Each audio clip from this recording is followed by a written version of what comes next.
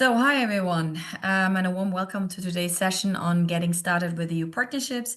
My name is Christina, and today we'll explore together 3 practical steps to help you build your EU network and get started with partnerships in European funding programs.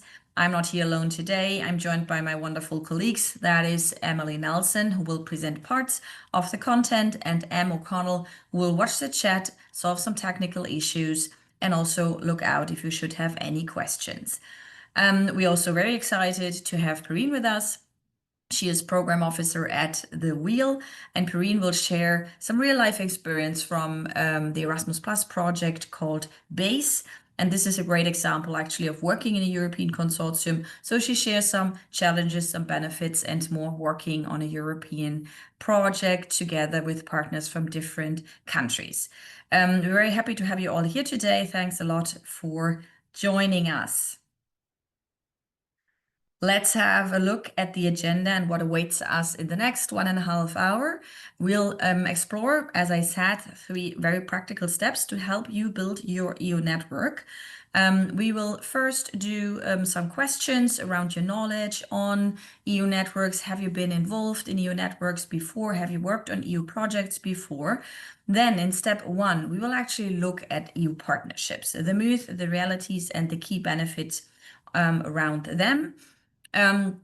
This is all on why are partnerships important, what is it, and actually what is it not. So in step 2 then, we will get very practical, look at tools and databases, tips and tricks, actually then how to find those partners. We will have a quick audience Q&A in the middle. And then afterwards, in step 3, Emily will show us how to develop networks and build strong partnerships after you have found those contacts in Europe. But how do you actually reach out? How do you build relationships with those organizations and people? And then in the case study, as I mentioned before, Perrine will share some real life experience working in an Erasmus Plus consortium, followed by a quick Q&A, like a second time, and then we will wrap up everything and just tell you about some more supports that we offer here at Access Europe. Let's start with the Menti and some multiple choice questions. Thanks all for answering those questions in the Menti. We will now begin with step 1 on EU partnerships. So this would be the first step to take is to understand actually what is actually the realities and the challenges, the key benefits around EU partnerships. Why are they important? Why are they challenging? But also, why are they beneficial? And for that, let's begin with a common question that I hear at Access Europe a lot. Do I actually really need EU partners?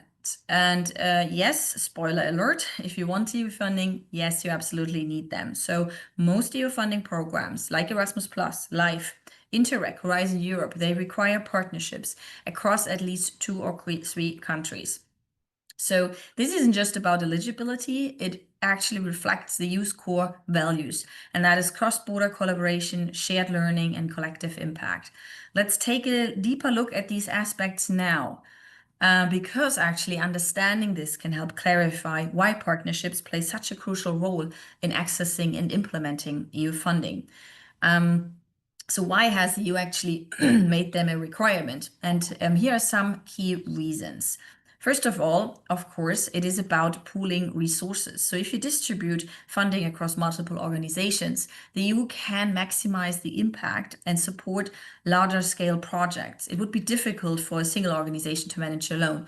So this is about maximizing impact, supporting larger scale projects. Then the next 2 points, fostering collaboration and integration, encouraging this cross-border cooperation. It's what I said before. This is about the core values of the EU. The EU is about collective action. It's about strong relationship between member states. And in those EU partnerships for EU projects, you bring actually together organizations from different countries, sectors, and disciplines. This includes research institutions, nonprofits, private companies, public bodies. So via these EU partnerships, integration is promoted, knowledge exchange and mutual understanding is enhanced. of course, is also a way to support EU policies and objectives.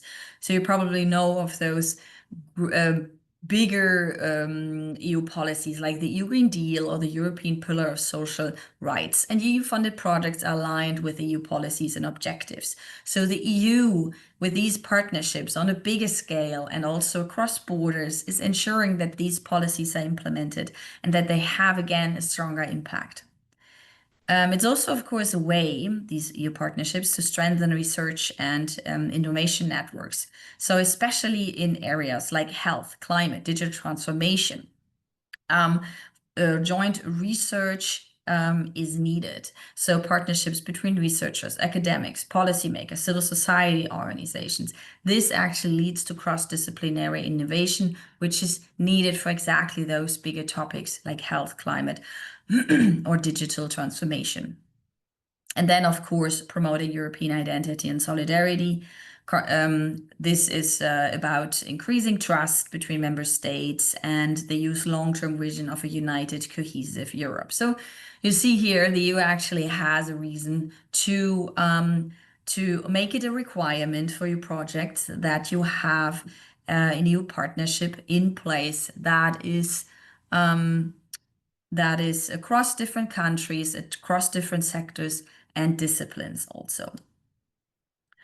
But what does that what does that mean concrete? So let's look here at the partnership requirements. The important key takeaway for a start is that partnership requirements usually are, or that partnerships are usually multi-country and cross-sector, and this is the norm, not the exception. So multi-country, cross-sector partnerships are the norm, not the exception. And I give you here a basic rule, and that is 3 partner organizations from different countries. So this is kind of the rule of thumb, right? There is, with the exception of some particular cases, no EU project which would not require cooperation among different actors and countries. So it is a norm, not the exception. However, of course, each program has its own specific rules. And under this program, there are different calls, like open calls, and even those can have specific rules and requirements. So I would always recommend to check the call documents. You see it here. I have 3 examples for Erasmus+, 3 organizations from different EU member states. AMIF, minimum 5 applicants from 5 different participating member states, or LIFE, at least 3 applicants from 3 different eligible countries. But LIFE, AMIF, Erasmus+, those are EU funding programs. And let's take this example here with AMIF. This is like a huge program. And at the moment, there are around like 5 to 8 new open calls. This I took from one of the calls, 5 applicants from 5 different participating member states. But for a different call, it could be different, right? So AMIF doesn't mean that it always need to be 5 from 5, but it can also be 3 organizations from 3 member states. So it really depends on the call, and I would always recommend to check the call and the specific rules and regulations that apply. I will tell you one trick how to find out how many partners you would need for such an open call or to build a consortium. And this is to simply check our website. So our website is accesseurope.ie. We have here this section which is called Open EU Funds. You click on it, you find the call you would like to go for. And then we write always here partners required. So in here is written proposals must be submitted by a consortium of at least 3 applicants.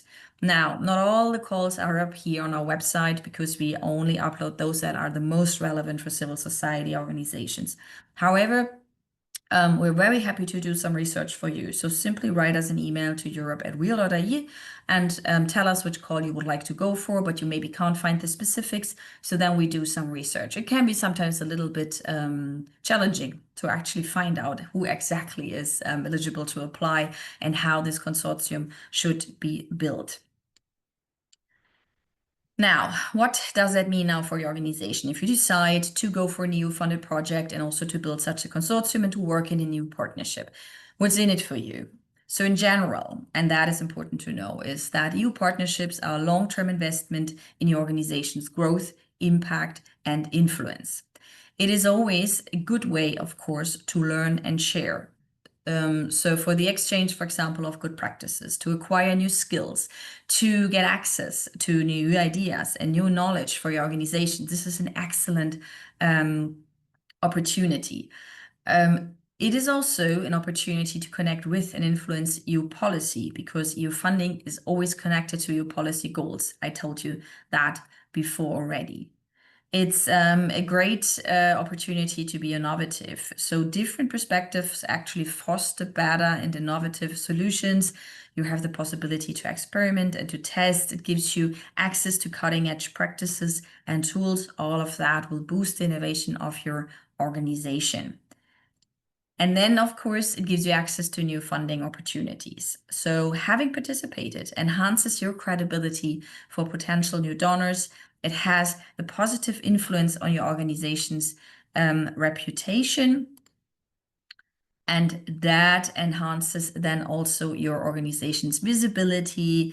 I told you before, the credibility, the reputation, and this will be enhances just like your opportunities for potential donors to fund maybe your next project. And of course, also it helps you build strategic relationships for future projects. So maybe in this one consortium, you will find one partner you work with very well, so you can apply again for the next project together in a consortium.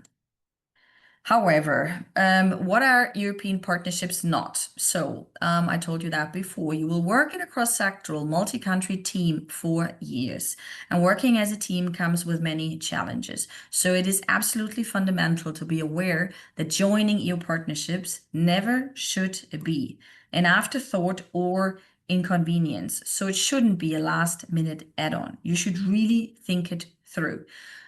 If you enter such a consortium, maybe if you get invited by an organization last minute, think it through. And on the other hand, if you'd like to go for a call, start early building your network. So if, let's say, the call deadline is end of the year, start building your network now, beginning of the year, just to have the possibility to really get to know the people you will work with, organizations, and not just reaching out at the very last moment. EU partnerships should never be pure subcontracting or outsourcing of tasks. It is relationship building and trust building on a daily basis and for a very long time span. So the entire process of the project can last a couple of years. You will need to invest a lot of time and resources. It's never a tick box exercise, so a partnership needs to be patiently built to make the partnership successful, to make it productive. And this, again, takes a lot of resources, times, and yes, also, of course, nerves. And they also come with risk. So you really want to work with people you know and that you believe in and that you trust. So how do you actually build a strong consortium? We will give you here some key tips that also, if you apply for an open call with a project, also those who will give feedback on this proposal, those evaluations that they will look out for, okay? It should represent different sectors and stakeholders. So seek a balance of NGOs, public bodies, academia, research institutions, and private sector.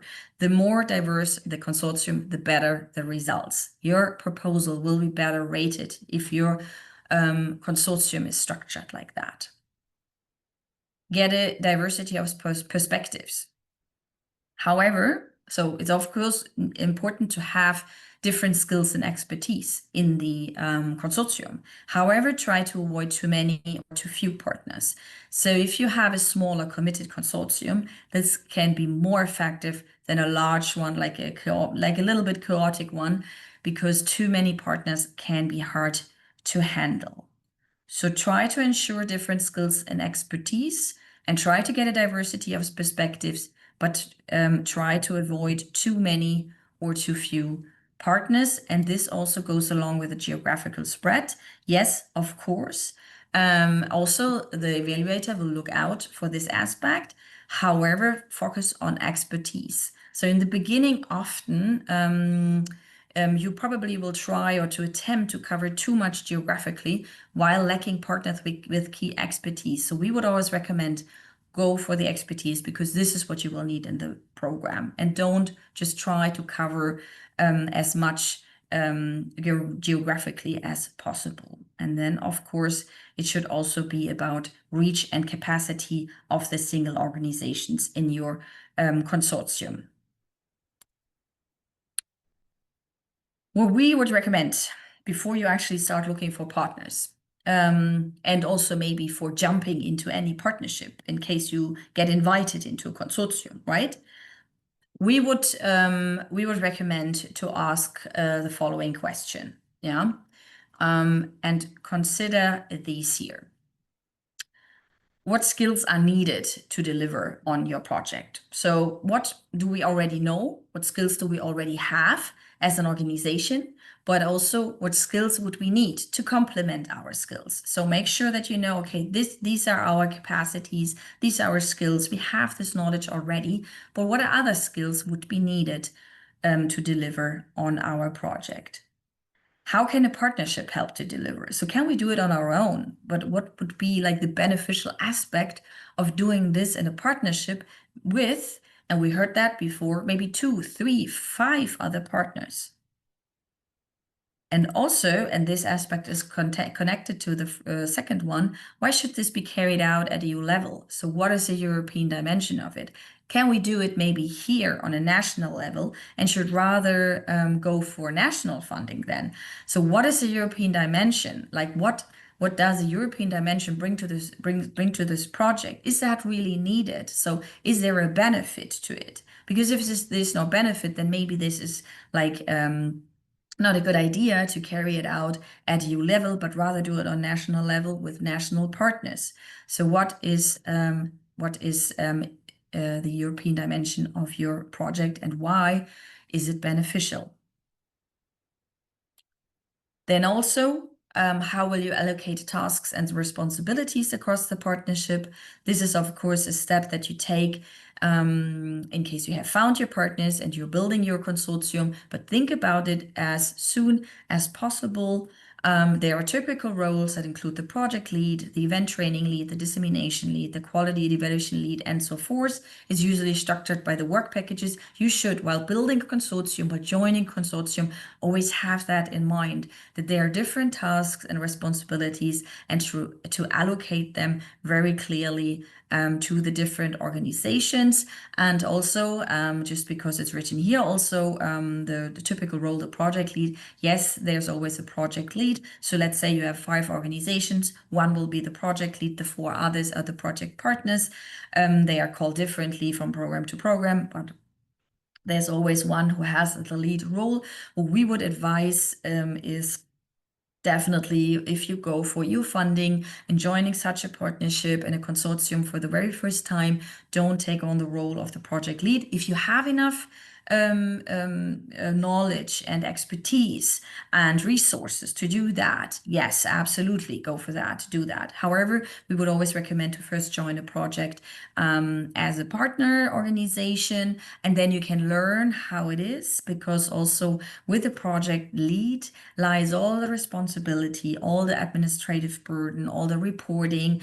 And if you join just like in a role where you're able to learn and to observe and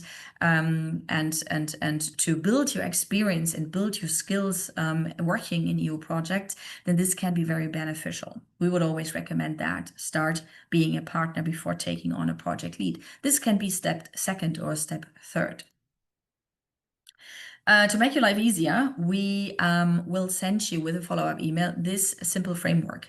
And this simple framework will help you to assess what your strengths are, what I just told you. So what do you already know? What are you doing already well? But also where your gaps lie. So what skills or knowledge would you need? It also helps you to assess who you're already connected to nationally, but also internationally. So maybe they're already European partners you worked with before, you met. There's like maybe a connection. So and also then to see, okay, but who else do we need to reach? It also asks about your EU experience, how much experience you actually have working on a European level, and about your capacity. So we would recommend to start here before jumping into any partnership calls. Know what you can offer and know what you're looking for. We share this template with you in the follow-up email. And now I would just like to share very quickly 2 examples of partnerships for actually EU-funded projects. These are 2 Erasmus Plus projects where the Wheel acted as a project coordinator. The first one here is Scope. Scope, the goal or the aim of the Scope project was to build an online learning platform for voluntary and charitable organizations and social enterprises. And you can see it over here. The consortium included 6 organizations from 5 different EU member states. They all collaborated in the development and the evaluation of an online platform, of its learning content, and of a validation system. So what we were looking out for as a project coordinator, to have 3 more other sector representative bodies in the consortium, because this was from voluntary organizations and charitable organizations for nonprofits. And we also worked with a vet provider and with a technology partner. That was Anne-Cosan. I'll show you another example, and that is Revitalize. Again, this is an Erasmus Plus funded project, and the Wheel acted as a project coordinator here. The aim of this project is to revitalize the European social economy sector, to maximize its impact, increase its overall visibility. And you can see here again, the consortium included 6 partners, mainly nonprofits. We had a university partner for the research bit, and all of those had a strong focus on either education or on social economy, because these were the skills that we needed in this project to deliver well. To sum this up, this first step is EU partnerships are essential. So they are not just essential for eligibility reasons, but to create real impact. Building a strong consortium takes time, it takes clarity and trust. Your success starts with knowing what you bring to the table and what kind of partner you truly need. So be strategic about it. And also it takes time establishing trust with potential partners. We will now have a look at step 2, and in this next section, we'll look at how to actually find those partners and the tools that can help you get there.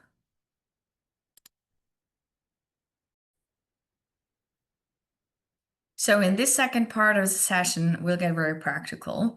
We'll answer the question of how do you go about finding partners for your project. And I'll walk you through a mix of tools, platform strategies that can help, including a few pro tips from our own experience from the Access Europe team. We deal with this on a daily basis, EU funding, EU programs, open calls, but also with building these relationships. So we actually know some tips and tricks here and how to find partners and find organizations across other European countries.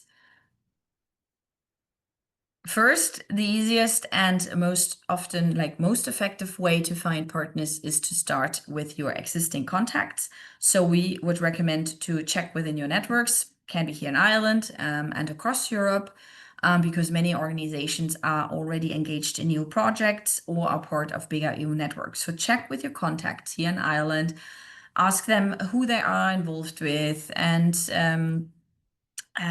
what kind of EU networks they are a part of, and do the same with maybe European contacts that you maybe met in a work environment or in a working context or at an event that you maybe had like a collaboration with before. It doesn't need to be for a project, but maybe you had a contact before. So personal contacts and recommendations can go a long way in building trust and getting a conversation started. Remember, this EU partnership lasts years, so you will work for years closely together, and trust and mutual understanding absolutely essential. Another excellent way to find partners is to join EU networks. There are networks for almost every sector, and that can be democracy, social economy, education, environment, arts, volunteering, and more. By joining these networks, you can easily stay updated on EU policies and funding opportunities. You will get invitations to events, and most importantly, you get to know the organizations that are active in your field, and they get to know you as well, so you can showcase your work. I would recommend sign up for their newsletters, show up to their events, get involved in their activities. Like this, you will build credibility and connections. You should know those networks if you're active in your sector. Maybe you know who are like the big players, the stakeholders on a EU level, the bigger networks. Often a quick Google search will actually bring you there. What we did here is that we listed a few examples by topic. So you can see here, for example, for aging, you have the Age Here Platform Europe, or for environment, the Climate Action Network, but there are also bigger civil society networks. ALDA, European Association for Local Democracy, is a great starting point. All of these bigger networks on EU level have sometimes hundreds of members across all European countries and EU member states. So this is always a good place to start. As I said before, become a member, get active, go to the event. So this will actually give you a good insight in who's actually active in this field. And also I'll share with you another trick. So, and I will use the example of ENAR, which is the European Network Against Racism. Usually those bigger networks have a website where they present all their members. And for this example, ENAR, they have 161 member organizations in the network, and they created this really beautiful members map where you can actually filter by country and by work area. And they list all their members here by country as well. So just really effective way to find organizations. There are EU-level events happening all across Europe. Some are sector-specific, others are linked to particular EU funding programs, and you don't even need to go there in person. Most of them are online by now, so even partner brokerage matchmaking events are happening online, and these are excellent opportunities to meet potential partners in person and have that first conversation. I will just show you a few examples. And two event types to especially look out for. These are events usually run by and hosted by the European Commission. Those info days. Right now it's Horizon Europe season because in May the new work program was published, and they run a lot of info days, especially here on Cluster 6, but also on Cluster Health and also EU missions. They are organized around those calls and are, as I mentioned, hosted by the EU Commission. But then also alongside those info days, usually you have these brokerage events. Those are matchmaking events designed specifically to help people find project partners. They often include one-to-one meeting slots that you can book in advance. So I also would recommend to search and look out for those events. And then I included these EU-level events like European Sustainable Energy Week here, because this brings together a lot of important stakeholders from the sector. And they are most probably also happening on the working area that you work in. So I would also recommend you see it here to join those. They are Brussels, but also online. It just gives you, again, a good insight in who's actually active in my area in other EU countries. We usually share those events in our monthly newsletter, also via our LinkedIn channel. So make sure that you're following us there. Also, we'd recommend to reach out to the national contact point. So there is a national contact point for each EU funding program. Erasmus Plus has a national contact point, the LIFE program, Horizon Europe, and so forth. And here in Ireland, we're lucky to have excellent national contact points for nearly every EU program. And they are super helpful for advising you around your project idea, around specific open calls. They also run events, often in person or online. So for example, Learga progress, for Erasmus has an excellent training calendar, and the same goes for Creative Europe, for the Interrex, the Marie Curie program, and so forth. Often these events are also matchmaking events, trainings, etc., sometimes even international ones. So look up the national contact point for the EU program you would like to go for and check their training calendar. Again, here, our pro tip is they have all their own newsletter, and it's really worth signing up for those newsletters because this brings the latest news directly to your inbox. We would also recommend to follow on social media as well to keep up to date. So all those national contact points, all the EU funding programs are on social media. Follow them and you will just see the latest news there. And if you're not sure who your NCP is, there is a new funding guide on our website, accesseurope.ie. There you can look up the national contact points for each program or just write us an email, europe@wheel.ie, and then we're also happy to help out. Sometimes the best way to find partners actually is just to do a bit of desk research. And that can be as simple as Googling, seeing what organizations are out there in the EU doing work in your space or in an area you're interested in, and that you might like to reach out to just for an initial chat about a potential collaboration. So you know your working area, you know kind of the buzzwords. So I would recommend to do that and just to see like Googling really can take you a long way here. Or another possibility also is to look up former beneficiaries or so-called success stories.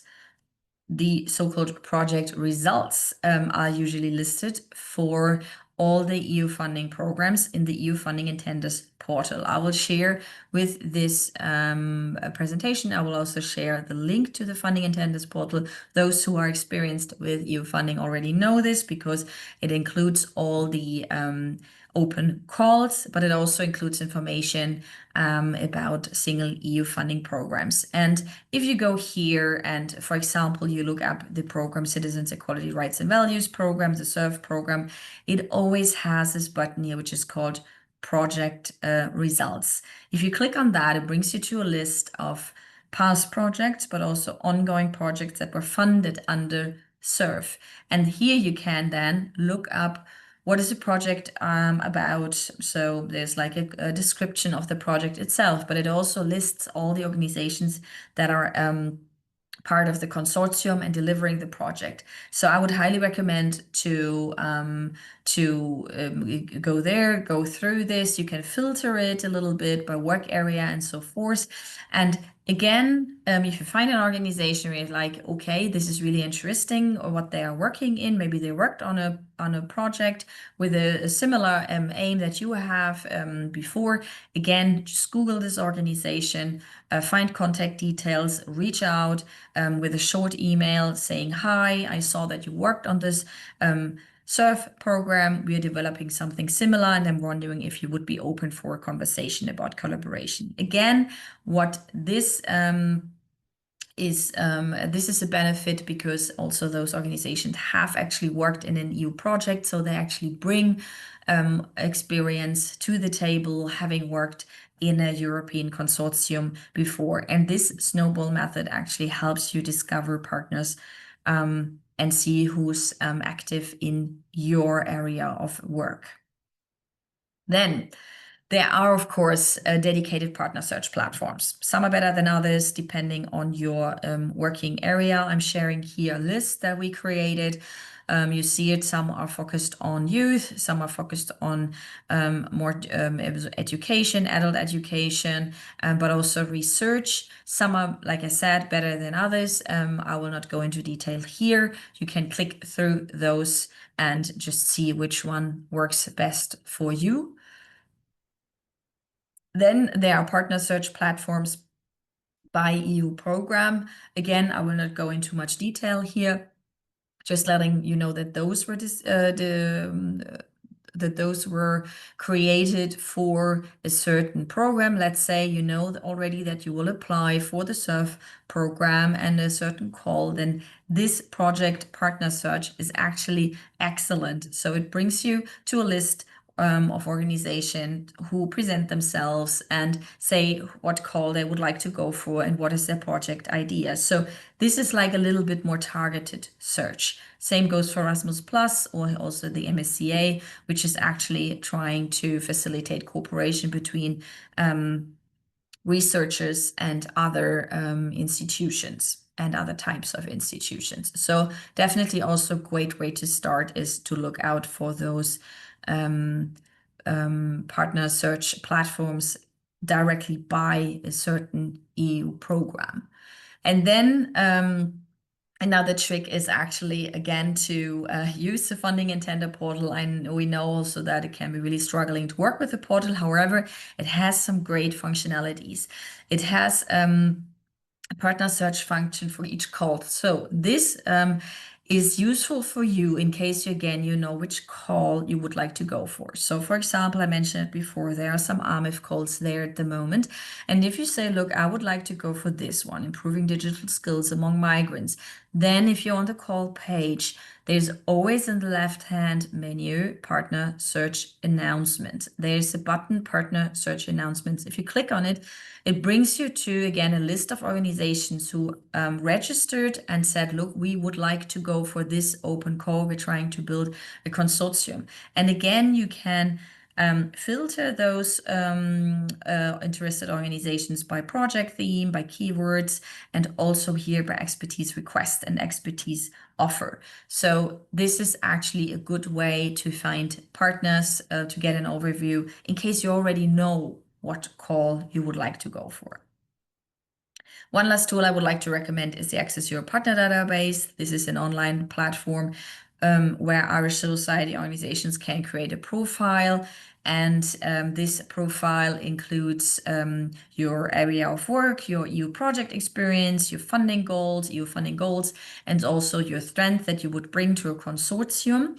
And we promote this partner database across European networks, our European networks, and it's kind of a great way to be found by others. So we would recommend to create a profile in this database. This is for Irish civil society organizations only. And what we are doing is via our networks, we promote this database so others can look up your profile and reach out to you directly.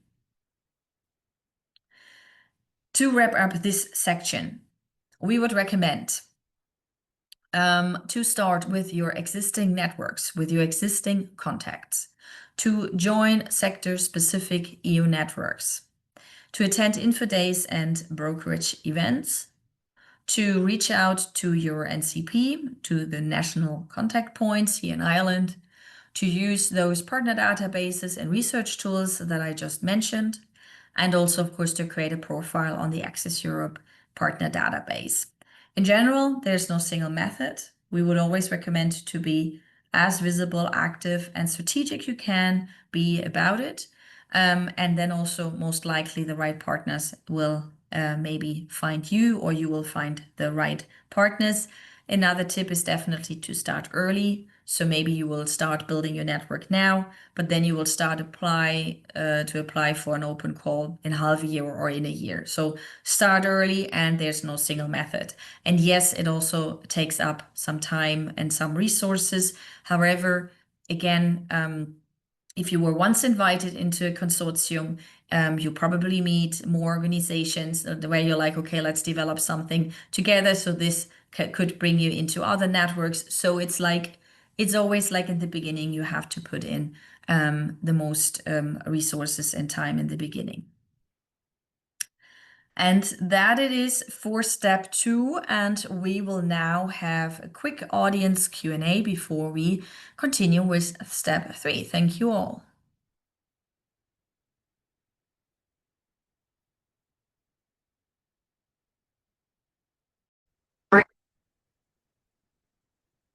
Okay, so now we're going to look at a 5-step action plan for connecting with EU partners.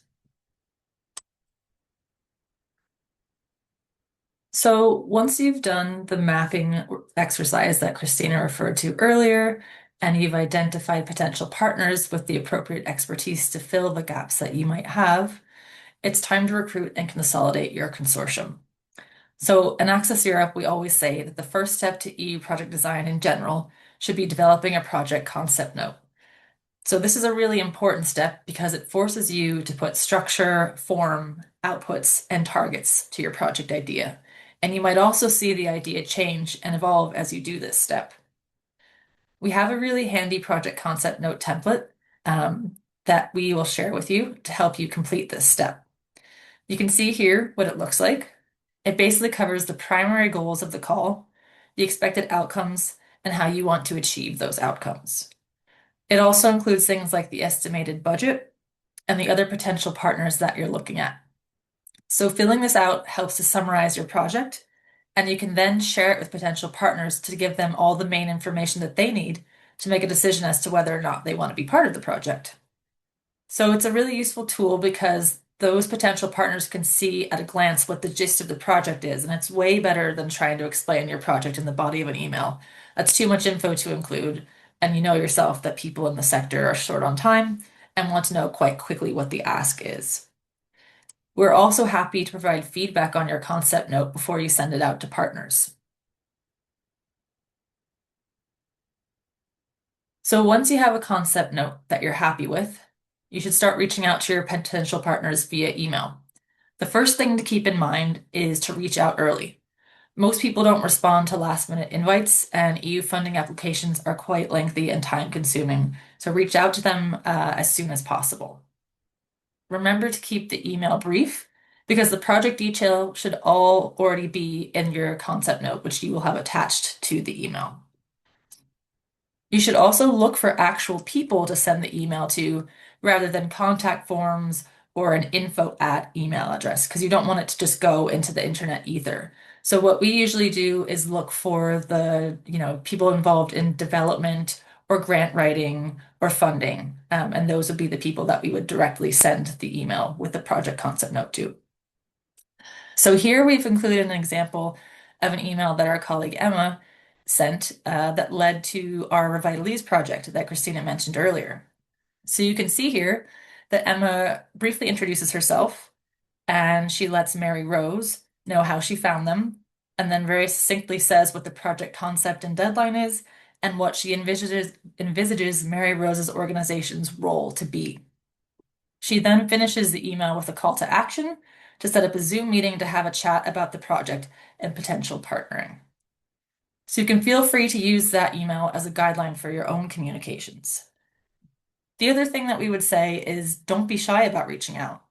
So the worst thing that can happen is that the organization doesn't respond or they say no, they're not interested at the moment.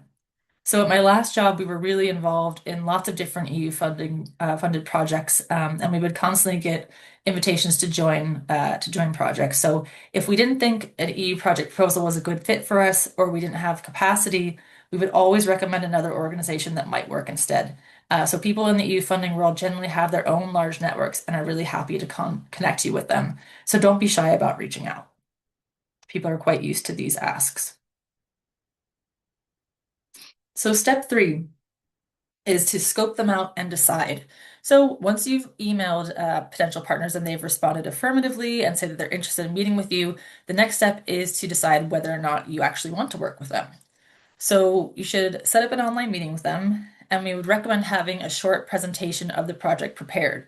And that should just really flesh out the concept note a bit more. So include things like the key activities and the related outputs, what the specific role for that partner would look like, and also what other partners you're looking at to address skills, needs, and gaps. And if you are still looking for partners for other specific skills, they might have somebody in mind through their own networks. So make sure that you ask questions and get to know them. So you can ask about their organizational capacity, their strategic interest in this project, and really drill down on their expertise, like in what you're hoping that they will bring to the project, just to make sure that it is something that they can actually deliver on. You should also learn about what networks they're part of and what their reach is. Will they be able to reach the right target audiences for your project? You could also ask about their working style and their work culture to see if it'll be a good fit with your own and with the other potential partners that you might have already met with. And the other thing to keep in mind is that at the first meeting, you don't necessarily need to get all of this technical info that's listed here. You might have a few meetings before you decide if you want to work with them. So at this stage, you're not making any promises. you're looking for red flags. Are they responsive? Do they show up on time to the meeting? Are they engaged? Are they asking their own questions? So if you're not sure about them, don't feel obligated to include them. That might be something that you regret later on. So you're really just looking to see if they seem open, communicative, and easy to work with. And if it takes a few meetings to figure that out, that's fine. Just make sure you give yourself the time to do that. So step 4, once you've decided that a partner is coming on board, it's time to revise and finalize your initial concept note. So you want to make sure that each partner has a clear and evenly distributed role that they can deliver on. And you also want to have a sense that they're eager and excited about joining the project. So at this step, you're getting agreement from the partner on what their role and tasks are, and that they can deliver on these things, and putting it in writing in the form of a revised concept note that you can then circulate to the partners.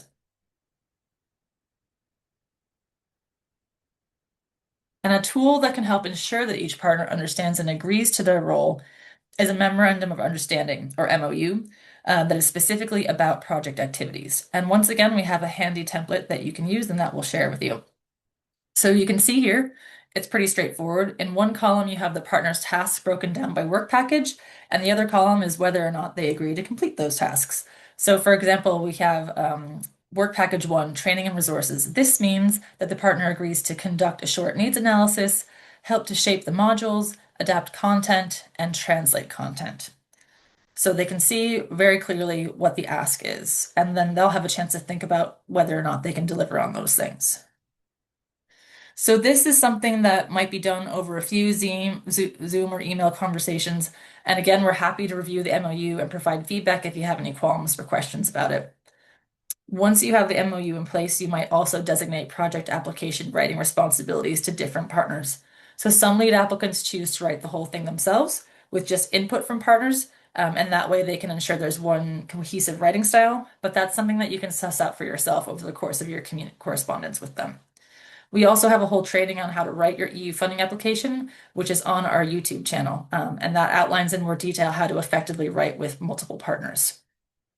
Okay, so those are 5 steps to get you on your way to connecting with EU partners.